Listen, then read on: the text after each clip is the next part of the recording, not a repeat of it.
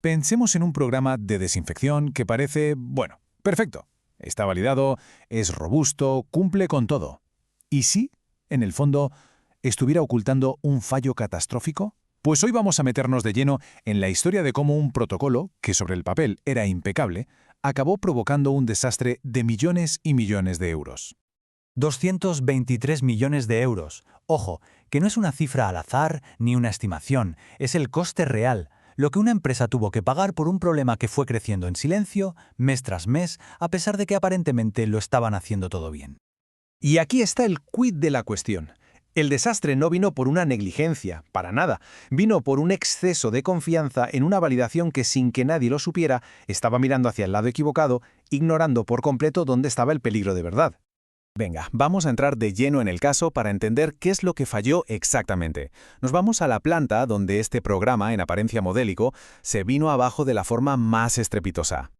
A ver, si miramos los papeles, el programa de la empresa Nordic Sterile Solutions era de manual. Impecable, tenían una rotación cada mes con 5 desinfectantes distintos, todo validado para una reducción de 6 logaritmos, que es, para que nos hagamos una idea, eliminar el 99,9999% de los microbios. Una auténtica barbaridad. Y lo mejor es que funcionó así durante 4 años, 4 años enteros, 48 meses. Sin un solo susto, todos los controles salían perfectos. Vamos, que parecía a prueba de balas.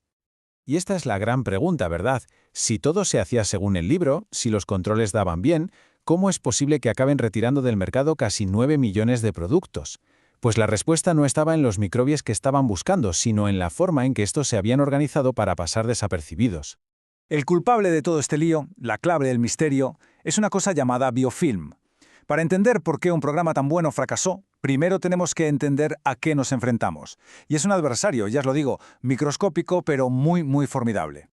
Un biofilm no es, y esto es súper importante, un simple grupo de bacterias flotando por ahí. No, es una comunidad organizada, una especie de ciudad microbiana que construye sus propias murallas. Esta muralla, que es una matriz protectora que ellas mismas fabrican, lo cambia todo. Las hace mucho más peligrosas que las bacterias que van por libre. Y claro, esta fortaleza no aparece de la noche a la mañana. Sigue unos pasos muy claros. Primero, unas poquitas células se pegan a una superficie. Al principio se podrían ir, pero luego ese anclaje se vuelve permanente.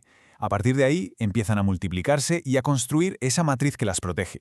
En cuestión de días, esas pocas células se han convertido en una colonia madura, fuerte y lista para mandar exploradores a conquistar otros sitios. Fijaos en esta diferencia porque es brutal. Las células que flotan solas, las planctónicas, que son las que se usan para probar los desinfectantes normalmente, son muy vulnerables. Pero esas mismas células, una vez se meten dentro de un biofilm y se protegen, pueden llegar a ser hasta 5000 veces más resistentes.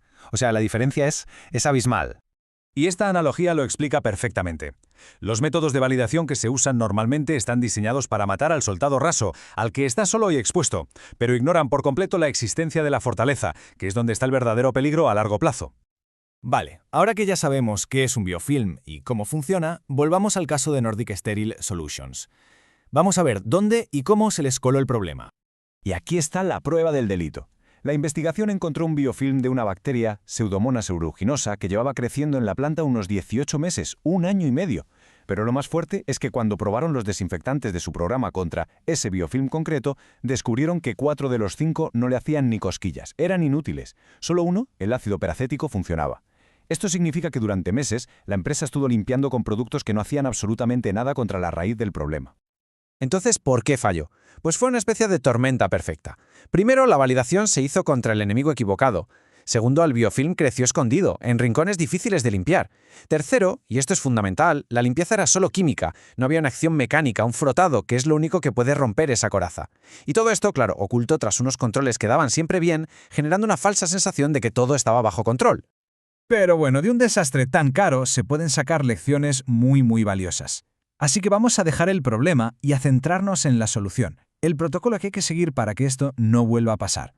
El nuevo enfoque para que un programa de sanitización sea de verdad eficaz es bastante claro.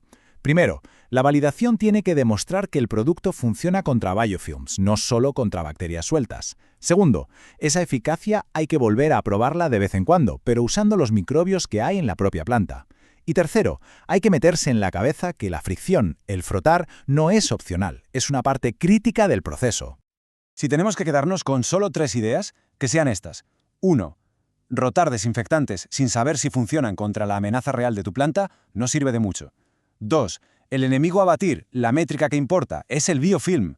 Y 3. Frotar es tan importante como desinfectar. La química por sí sola no siempre puede, necesita ayuda de la física. Y terminamos con esta idea final, que es casi un desafío a cómo vemos la desinfección. La pregunta ya no puede ser si un programa parece bueno sobre el papel. La única pregunta que de verdad importa es, ¿está diseñado para destruir la fortaleza o solo para luchar contra el soldado? Porque en esa respuesta, y solo ahí, es donde está la verdadera seguridad.